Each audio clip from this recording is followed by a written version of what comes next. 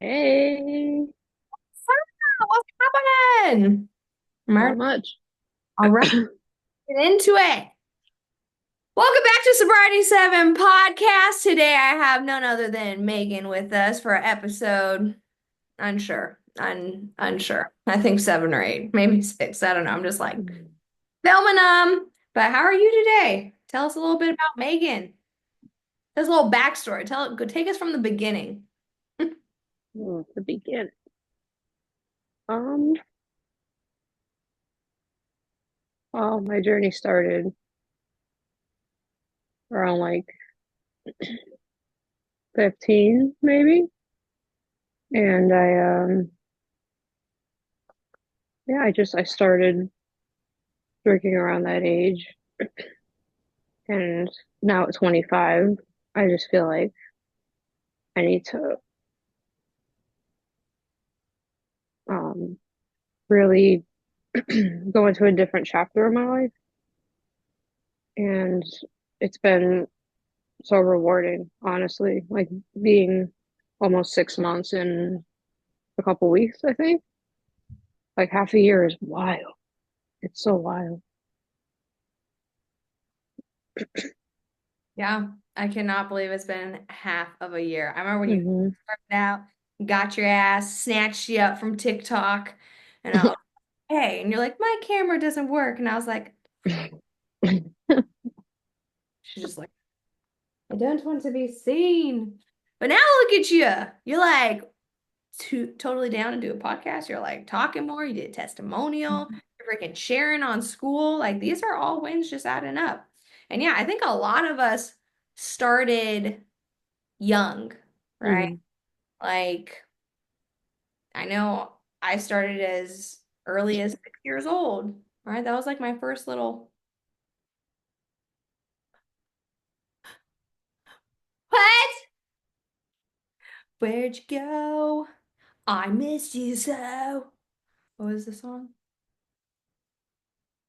I will fly to miss you. Where did she go? Okay, well, the person who says I can versus I can't are both usually right.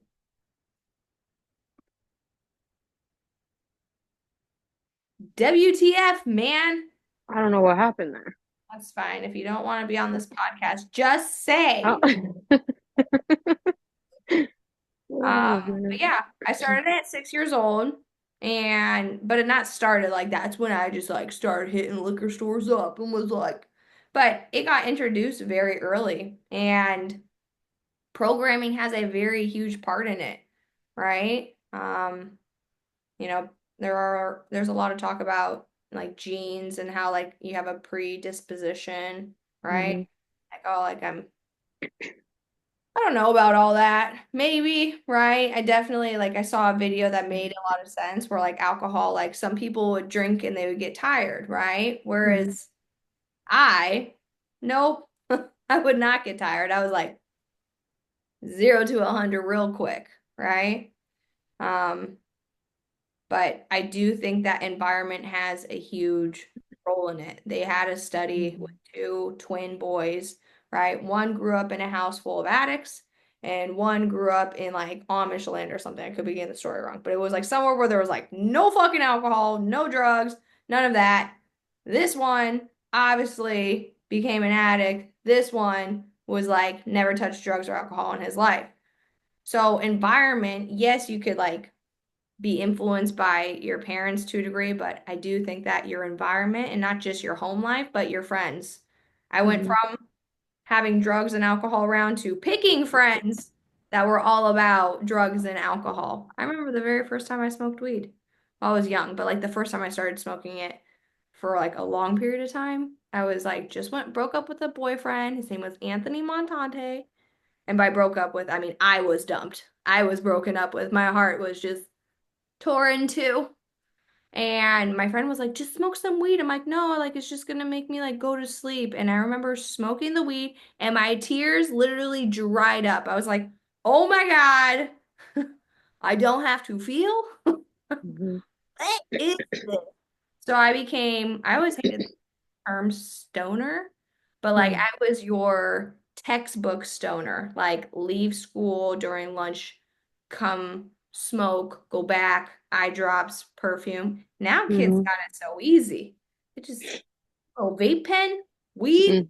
high. I was like in a car with a bong, smoking. Idiot. I was just like every single day. And then I was like hated weed and then soon found like Molly, ecstasy, coke, alcohol, and was like, Mhm, down that path. I was like, weed's cool and all, but like, oh my God, look at all these other drugs, you know? But yeah, it all starts really early and it started early for you. You know, you're mhm. 15, so that was what, ninth grade, 10th grade? Probably like 10th, yeah. 10th. Yeah. Yeah. And I think it's just getting earlier and earlier. Like I was just on a yacht like a few months back, and this girl, she was just hitting a nicotine pen and drinking a White Claw, and I was like, and her mom was there, so I'm like, maybe she just looks really young. And I'm like, how old are you? She's like 13. I'm like, oh, I Oh didn't, my God. I didn't say anything. I was like, no, no, you're not my kid. You're not my responsibility. Mhm, I could help you, but it will just fall on deaf ears. And she's like, why? mhm. How old did you think I was? I'm like, 13, 12. Like you look, she had braces. She looked like a child. She wasn't. Oh, And I just think that like it's being influenced so much more, you know, like you see all mhm. the celebrities, like they're vaping and everybody and their mom has White Claws. I never drink White. Did you drink White Claws? Or was that your, did you do that? Mm, if it was like a last resort thing, yeah, Yeah. I was yeah. like, I mean, I guess it has alcohol, but I'm gonna have to drink like 9 of these and I'm gonna pee Yeah. like 200 times. Yeah. No, thank you. I was like, give me a shot. Trulies were mine. Truly were my things. All that bubbly stuff always gave me a headache. I think I was just like a really heavy drinker. Mhm, Just like, just give me the liquor, man. I don't know. So I have all these books of all these things that people have said during our calls, and mhm, I'm gonna find one. I'm gonna ask you and see what your thoughts are on it. We will always remind people, if I friend treated you, a true text time, get clear on what procrastination, freedom routine, 4 pillars. Now, knowledge, learn. Progress over perfection. Dead plan. Crying is the hardest way to find the soul. Nope. Hold up. I have so many. You guys say so many great things. Progress over perfection. I like that one. That one I feel like a lot of people can resonate with. Progress over perfection. So where in your life have you felt like you've been leaning more into just progress rather than perfection? mhm. Um, sobriety is definitely a big one because I feel like everyone tries to be like they try to do things perfectly in that way, but everyone's journey is different. So like, oh, this person did this. Why can't I do that? Their journey is different than yours. And I feel like I was comparing in the beginning too a lot, where I was like, oh, well, this person like healed quicker, but they just had different tools, right? Or this person um doesn't have the cravings that I have, but they again, they learned differently. So I think focusing on your own journey is huge, and that's sort of just what I've been doing. Like it's slower, and I acknowledge that, but at the same time, like if I wake up sober, go to bed sober, that's progress. Every day that I wake up not hungover is progress. Yeah. Hell yeah to that. Yeah, Hmm. yeah, yeah. I like that. It's it's a slower game, right? But Hmm. it lasts you longer. Like just progress. Wake up 1% better. And I like what you said about like, oh, this person's journey, why did they heal faster? They had different tools, right? Like I preach to the choir. Then I'm like, I wish I had this community when I was first getting sober because I'm like, I had no tools. I didn't have no one to talk to. I didn't have no one to reach out to. I was just like heavily reliant on a journal and like my self-suffrage. I was like, just feeling it all. And it felt like so much. And I know you've said you've had experiences your whole life of, or like your later life, you had stomach issues, right? And then Mhm. you battle with depression. What does depression look like for you? A lot of isolation. So I tend to like, I don't like to use the word ghosting people, but I kind of do. Like, I won't answer my phone. I kind of just like, I'm in a why me state, and I'll like rot in my bed. I'll just be like, I don't want to do anything. I don't want to go to work. I don't want to do this. And it almost feels like empty. Like I'm very empty and I don't know why. It's like that's when I used to numb out. Like I'd be like, oh, I'll just drink and I'll be fine. And then I'd be all like, oh my God, I feel so much better. But that's such an illusion because I'd wake up feeling like shit. And um, it's just it's very hard when I have these episodes because I don't like to make people feel like I'm ignoring them. But at the same time, like I just need this time to like get out of this real quick.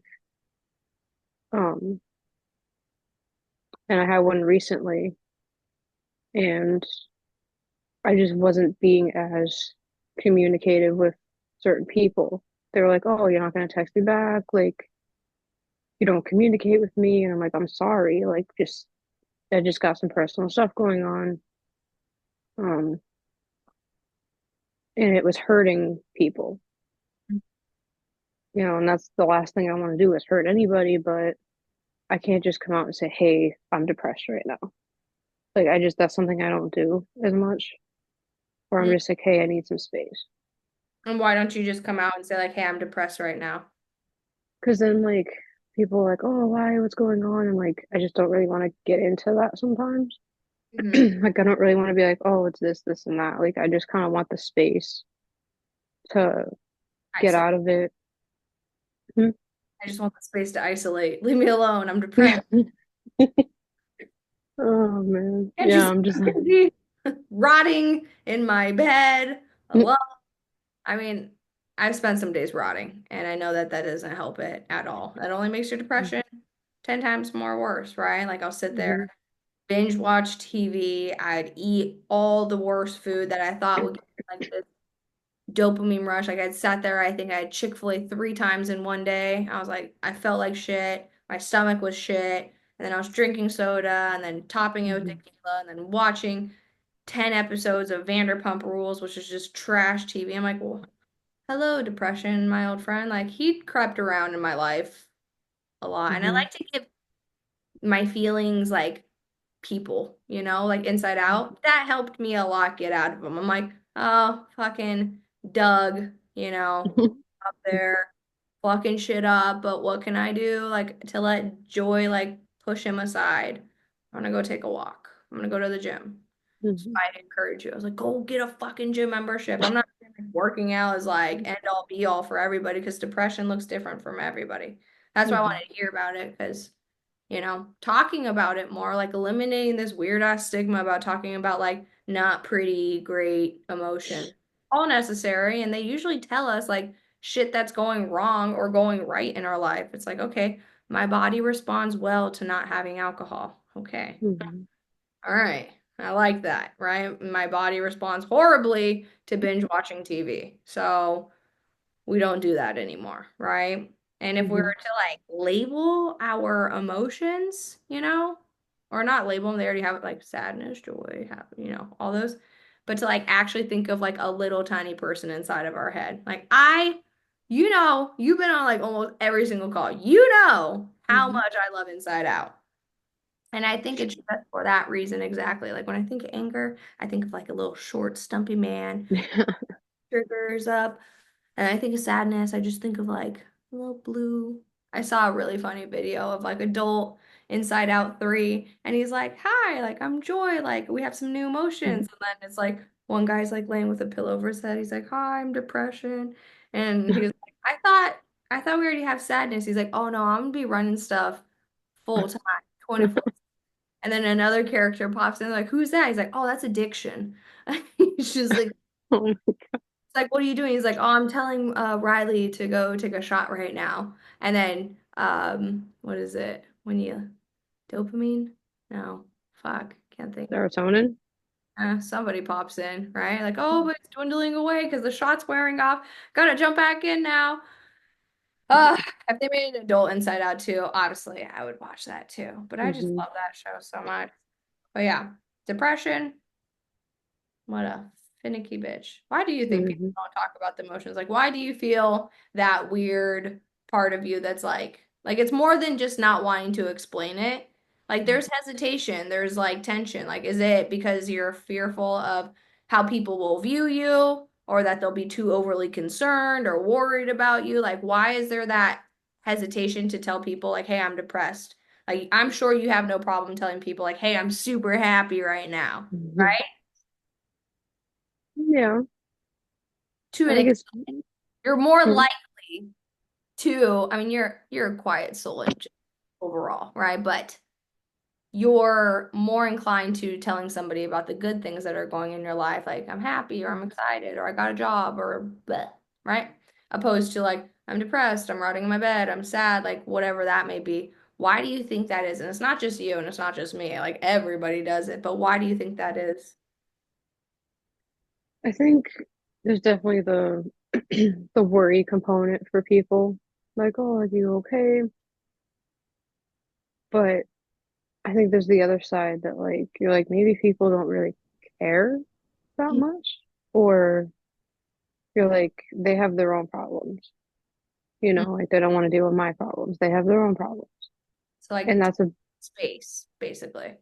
yeah, and that's like a big thing for me where I'm like everybody has their own problems. Like nobody wants to hear about your shit. Like that's what my brain tells me. Mhm. And I guess that's like the bad part because people will be like, oh, like reach out if you need me, and like you do that too. And I just for some reason like my brain just is like, no, Block. yeah, it's like, oh, like she's busy, don't call her, or like my brain's just it's not, it's awful. Like, and that was my biggest issue with like the drinking and everything. I didn't ask for help. I'd be like, oh, I'm good, I'm fine. I'm meaning I'm not fine at all. Um, and my friends now see me, I mean, I'm better, but they're like, oh, like, you sure you're doing okay? I'm like, yeah, no, I'm good. Like, but on the inside, I'm like, oh my God. I just, I think for me, it's that, like, people have their own issues, and I just always feel uh, like a burden, I guess, sometimes. Like, I'm like, oh, I'm just bothering them. Like, that's what it feels like sometimes. Even though I know it's not true, but that's just what it feels like. Feel like you're a burden, like you're disrupting somebody's energy flow, or you're going to be this like bad news bear. Like, if I tell them all the shit that's going on in my life, oh my God, it's going to ruin their day. Right?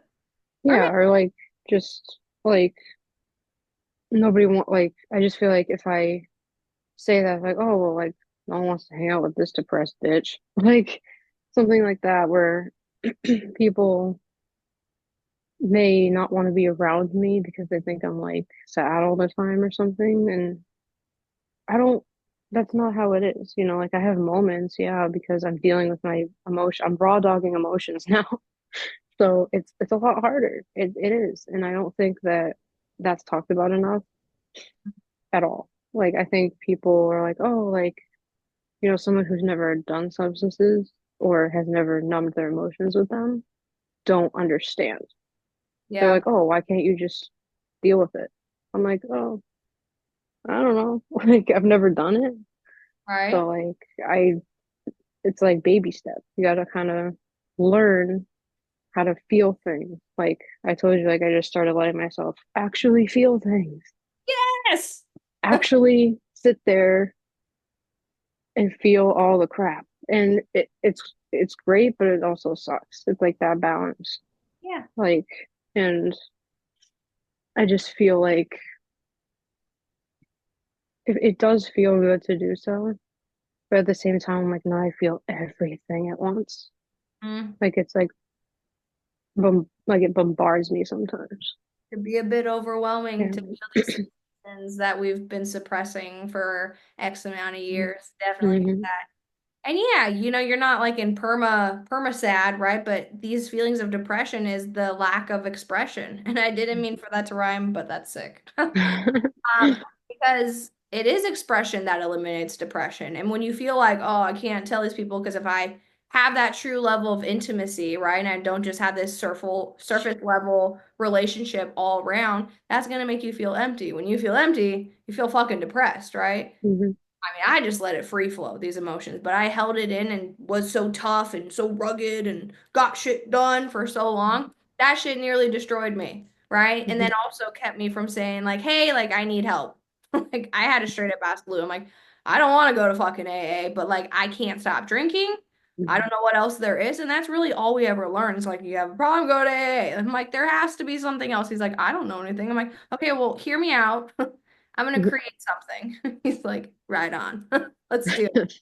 But I did experience what you're talking about. Like people think, oh, like if I express to you that I'm sad, that it's this all day thing, right? Hmm. Emotions are like waves, regardless if you're grieving a loved one or you're just experiencing, you can be crying your eyes out for like 20 minutes and then be like popping up and doing some different emotion and something new once you've expressed that. Like a sneeze, a cough, crying, orgasm, like any body release, you're like, ah.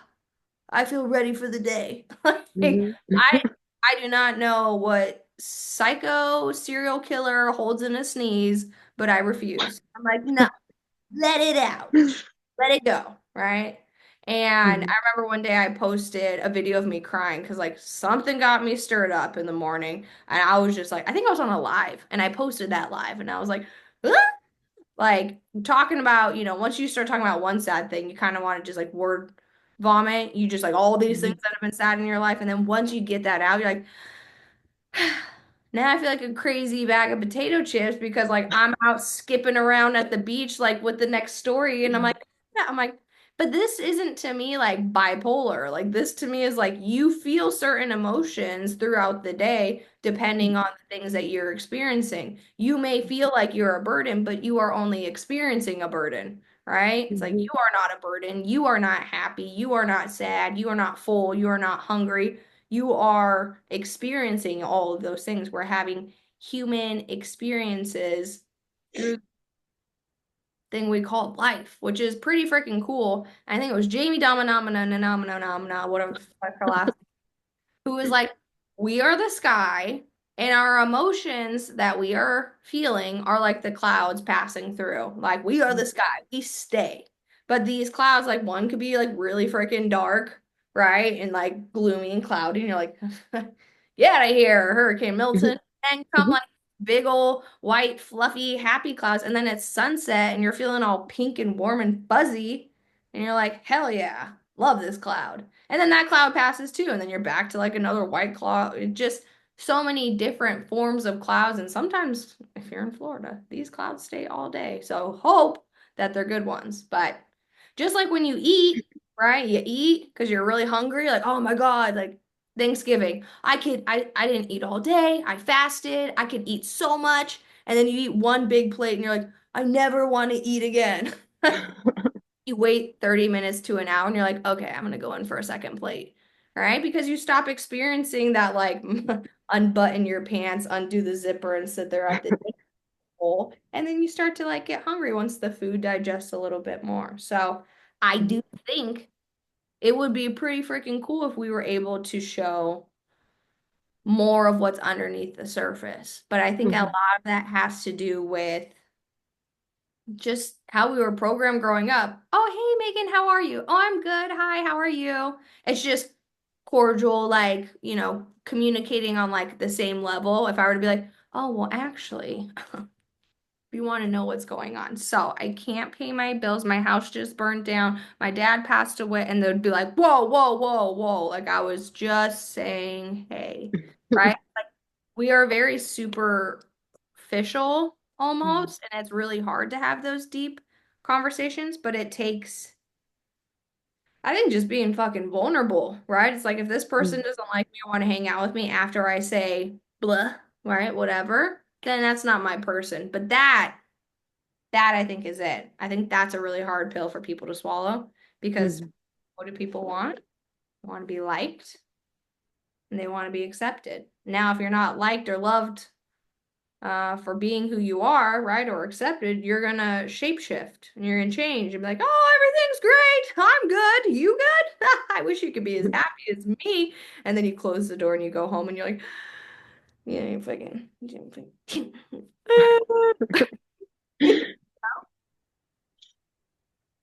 Yeah. What are your thoughts? No, it's true. Like, I think they say like strong people cry at night. I read that, I was like, whoa. Because like it's true, you put on a smile during the day, you're like, oh hey everyone, and then you go home and you're like, oh my God, I'm fucking miserable because you don't want to show that.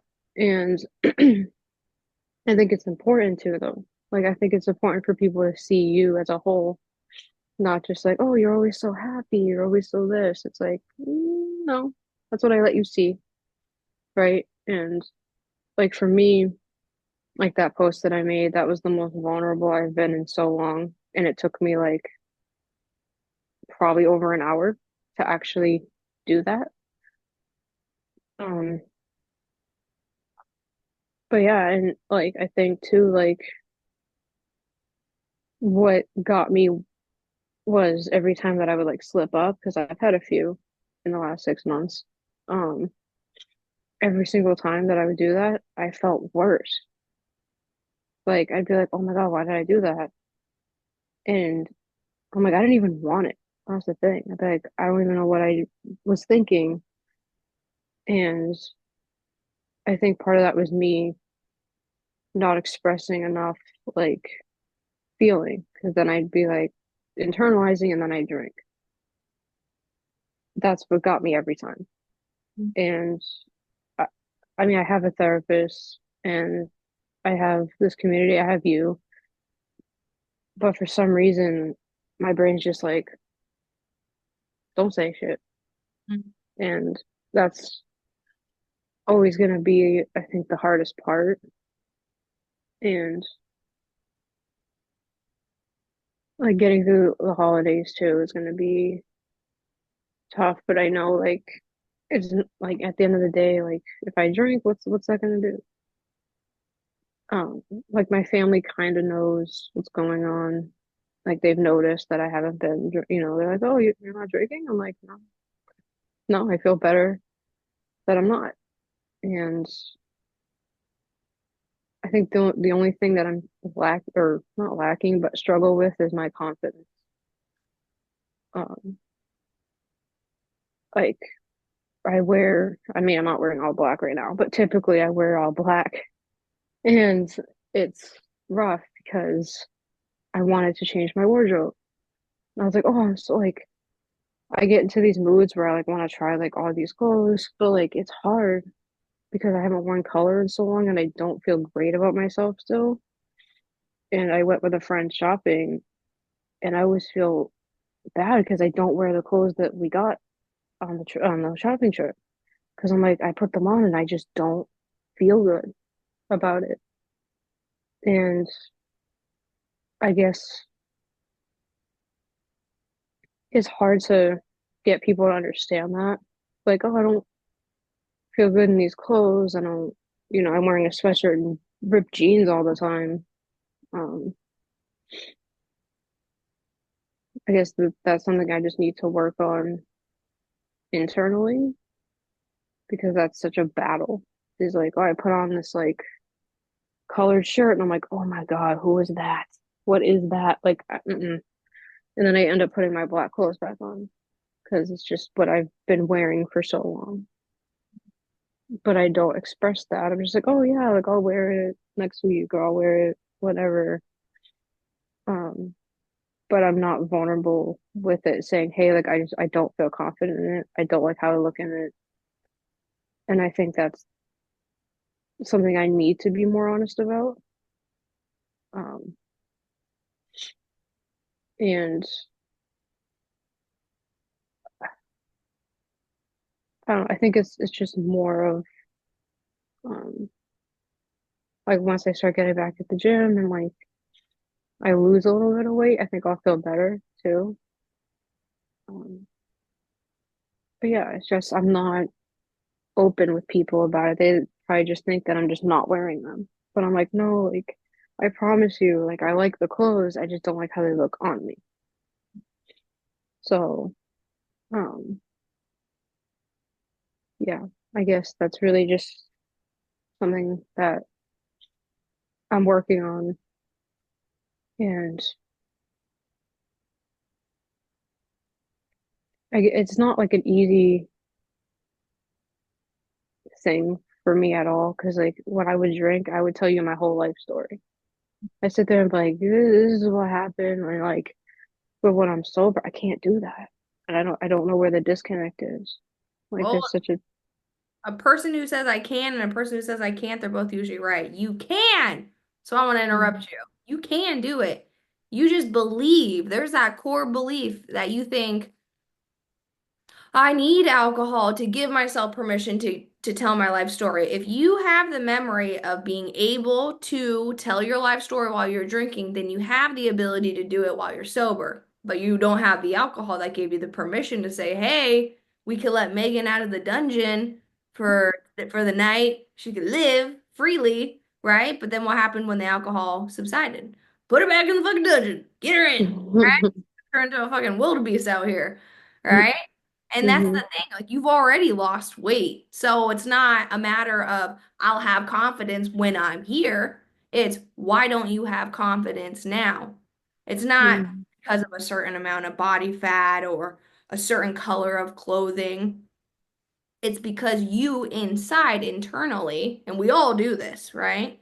We think that, oh, if I lose the weight, or I get this cosmetic surgery, or I buy new clothes, or I get a new boyfriend, or I have a new job, or I fly to Italy, or I do these external things, and they help, right? But time passes on, and that cosmetic surgery, now you're, oh, I gotta get my freaking ribs. I gotta get a rib removed. So I have a smaller waist. And then you see people get more and more obsessed with the cosmetics of their external world than their internal world. If you were a truly confident person, you're like, oh, I'm gonna rock this lopsided face. I'm gonna rock, not that there's bad with getting cosmetic surgery, right? Or losing weight, or that's not the point. The point is that your confidence comes from within, right? I remember this clicked for me one day when I saw a very overweight woman from, I think it was St. Lucia, somewhere on an island. And she was like a dancer, like for her country. And she was big, but she was like, bah, bah, bah, bah, bah, and I'm over here like concerned about like a crease in my side. I'm like, well, when I lose this crease and like I literally have no more body fat on me humanly possible, then I'll be confident. But then I got that small, right? Where I was like fucking unhealthy, not eating. And guess what? I still found something to be insecure about because internally there had been no change. The only thing that had changed was external, right? So you got to get to that core belief, two core beliefs, right?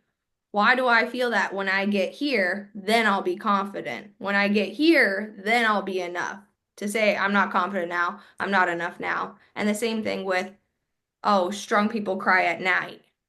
Why can't strong people cry right now? Why do they gotta wait till the night? And you are letting yourself cry. So you're slowly letting go of that belief. But it's hmm inside out, baby. Right? We get those little ball, right? They put it up in the light and it shines through. And that memory either is blue or it's red or it's yellow, depending on the emotion tied to it. So somewhere in young Megan's life, right? Something happened where you lost your confidence with yourself.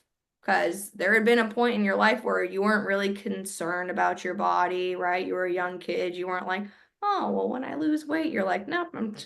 Somebody pointed it out. Somebody said something. Could have been a boy, could have been a family member. I know exactly who pointed my shit out. I've thought long and hard about this. I'm like, why have I, for 29 years, had body dysmorphia?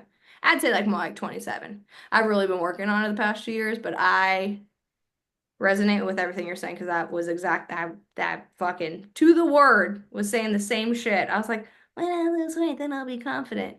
And when I put makeup on, then I'm confident. You should be able to just truly embody confidence, right? Just all that you are. You've met people who are like not like inherently beautiful or extremely overweight, and they have embodied confidence, not because of how they look or how they feel, but because who they are inside. So, where do you think that that core belief inside of you was created? Where you're like, nope, not confident. I'm not a confident person unless I drink. When did that motherfucker get planted in there?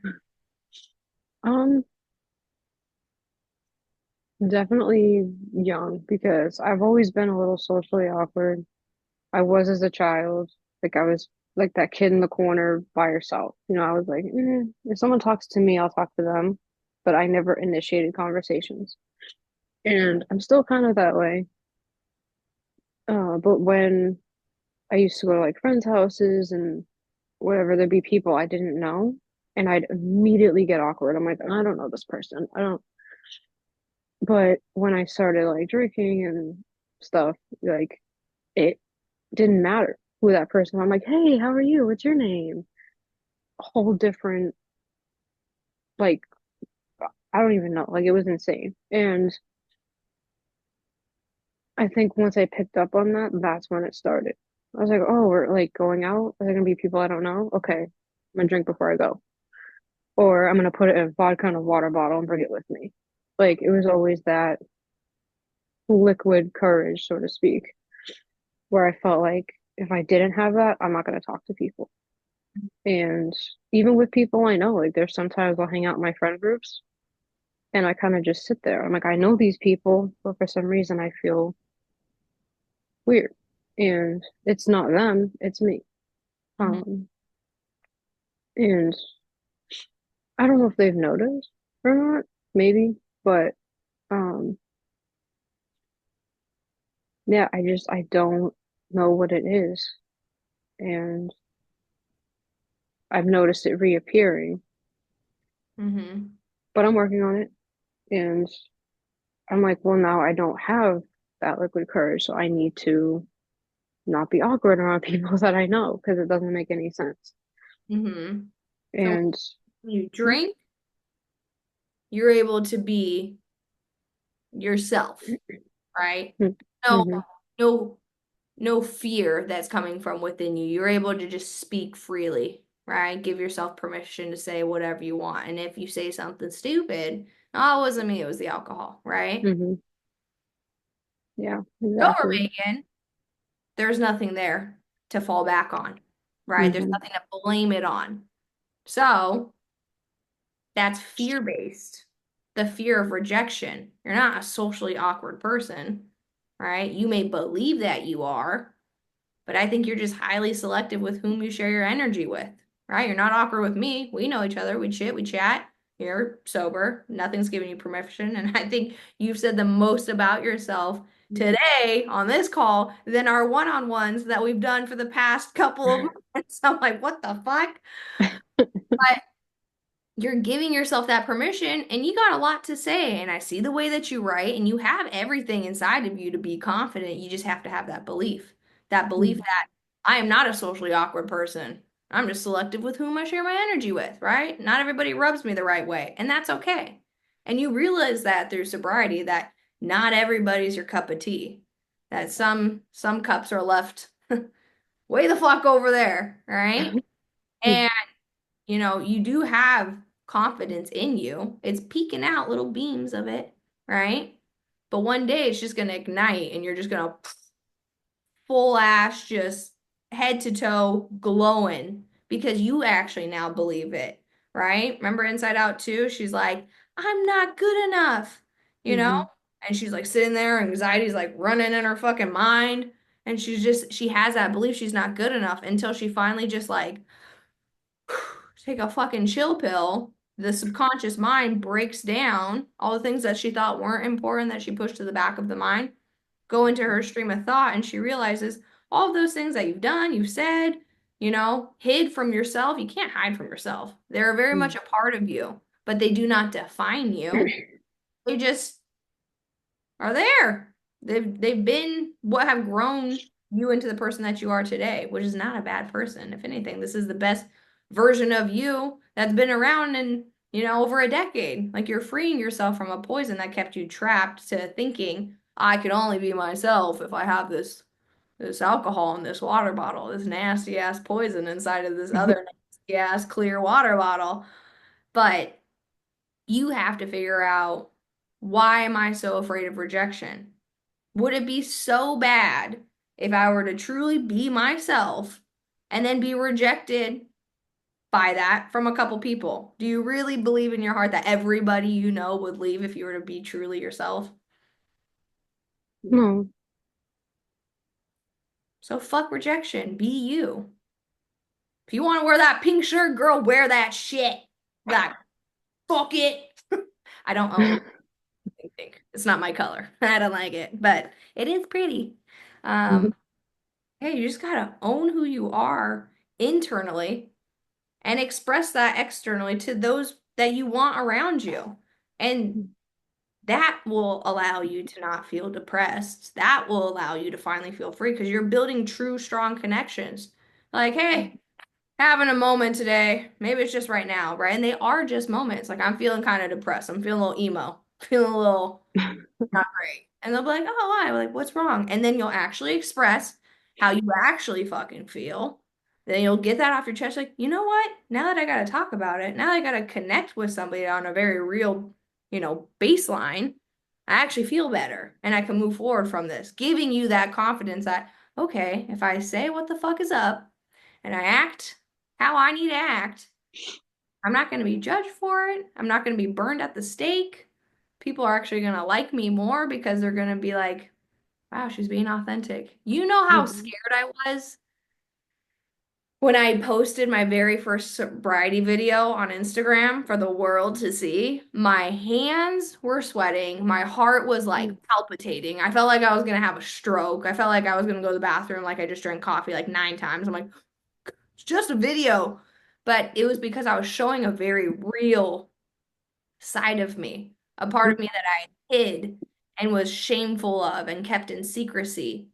And that is what nearly destroyed me because I wasn't able to be authentically me. I wasn't able to actually be myself. And I know that this is kind of where you're at, where you're like, I want to be me. I love me, but like fighting me a little bit with not being all of me. Maybe like 75% me, maybe 60. Hundreds a lot. Yeah, I don't know if the world's ready for 100% of Megan, but the world is ready to see who you are. Like this is like probably one of the best calls we've had in a really long time because you're actually showing me parts of yourself that are real. And there's more respect, there's more connection. Like this shit I'm talking about. I swear to God, if our Monday calls are not like this, I'm gonna be like, Megan, what the fuck? How are you? You good? Like, fuck, Megan. Golly, get out of that shell. Fuck that shell. I was seriously like, fuck that shell. You know what I mean? Mhm. Thoughts? Yeah. Yeah. Yeah. No, and like I think was it what call was it? I think it was yesterday's call. We were talking about like finding yourself after you're sober. That's huge because oh my God, I don't even know sometimes. Like I'll think that I know and then I'm like, I don't know. Mhm. And that's huge because I was so lost for so long that like when I was a teenager, that's usually when you find yourself. No, that's not what I was doing. I was just being a little fucking punk, right? So like it's now in my mid 20s, going on 26 in a few months, that I'm finally like, oh, maybe I should start soul searching a little bit, like career wise, personal wise, everything. Like I don't have a dream career yet. I don't know what I'm doing with myself yet. And that's because I was more worried about, oh, like what bar are we going to? Is there gonna be booze at this event? Mm-mm. Is there gonna be weed? Is there gonna be this? And like that's not what I'm worried about anymore. I mean, yeah, I still like struggle with weed a little bit, but that's we're working on that. Yeah. Um, and I think it's just a fear, like going back to the fear of letting everything go. Like weed is kind of like my life jacket because I don't have alcohol. Like that's what it feels like. It's like, oh, that's the only thing that I have left, but why do I need it? Like, I don't know. That's what I'm trying to figure out because like when I was sick last week, I told you I think I went like 8 days or something. That was only because I was sick and I had a cough. And then I went, as soon as the cough was gone, I was like, ooh, okay, weed. Why? Like, why couldn't I keep it going? Yeah. And that's, I said this at 2 months. When I was 2 months, I was like, oh, I'm gonna wean off the weed. I'm almost at 6 months. I'm aware. Like, yeah, it's like, I don't understand. I don't What? understand. Right? And every time you say, I don't know, that's, you resisting the real answer, right? We just talked Hmm. about it. That fear of rejection. You have something to Hmm. fall back on. It's that safety net. But there's gonna come a time where you're like, fuck a safety net. I want that self-discovery. I want to go on that journey. I'm gonna backpack that bitch.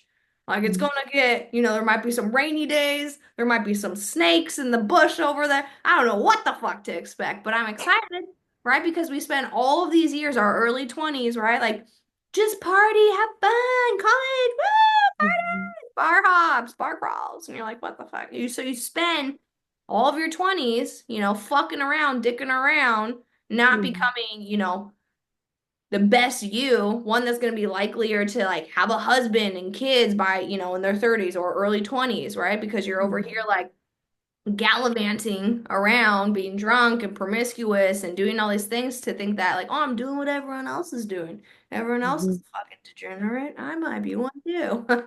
Rather than saying like, hey, I'm gonna stop the bullshit. I'm not gonna do this strong people cry at night, right? Keep your mask on all day, fucking crying behind the mask. And people are like, your neck is leaking because your mask is like, no, no, no, no, I'm fine. It's just I'm sweating.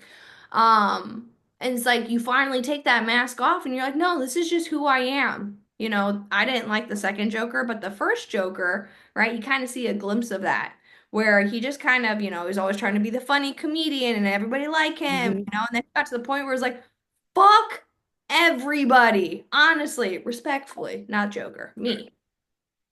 He was like, fuck everyone. And then he was able to, I mean, he was crazy as shit. He ended up killing Morty. Like, he'd start killing people. I'm not saying go kill, but, being authentically yourself is freeing, where you're kind of like, Hmm. fuck what everybody thinks of me. What do I think of me? Fuck if everybody accepts me. Like, I need to accept me. I need to love me in the ways that I love everybody else. Now it's my turn to do that. Like, turn that energy back on yourself and actually find who it is you are in this world. What do you want? Hmm. It's really, really hard to look inward as to what's my purpose? Who do I want to be when you've been this freaking chameleon your whole life, like doing and saying things to make other people like you? You're like, I truthfully have no idea who I am. I ask very simple questions like, do you love yourself? What do you love? And I always hear people say, like, oh, my dogs and like my house, my kids. I'm like, no, what do you love about you? You know what I mean? Hmm. So I think that is the reason as to why, you escape to weed because it's your little safety blanket. And it's nothing wrong with it. You've eliminated the big bear in the room, which is the fucking alcohol. But Hmm. now I think this podcast is going to help a lot of people identify that same nature that you just did, which was like, hey, I could actually be myself. I could actually take off this mask. Why the weed? Like, I don't know, but you do know. It's like, oh, just a little bit of fear. Fear of the world, fear of myself, fear of rejection, fear of something. Fear, beyond fear. Fear will hold you back. Fear will keep you away from being the person that it is you're meant to be in this world. Deep shit. Know what I mean? Damn. Yeah. We did the Yeah. damn. We did this fucking podcast. So I'm gonna leave you on that note. Honestly, this felt like one of our like freaking one-on-one calls. I feel like this is dope, but it is too. I gotta hop on another call. But I'm just like I'm super taken back with how much you shared today and how open and honest you were for not only me, but the viewers and the girls in the community and how helpful this is going to be for everybody. So thank you for not only just being on, but for being yourself. Continue to do that. Okay? Thank you. You're welcome. Another episode, Sobriety Seven, had Megan with us. I love you so much, and I'll see you tonight. Thanks. Good to be appreciated. Who the fuck is talking to you? All right, I'll talk to you later. Bye.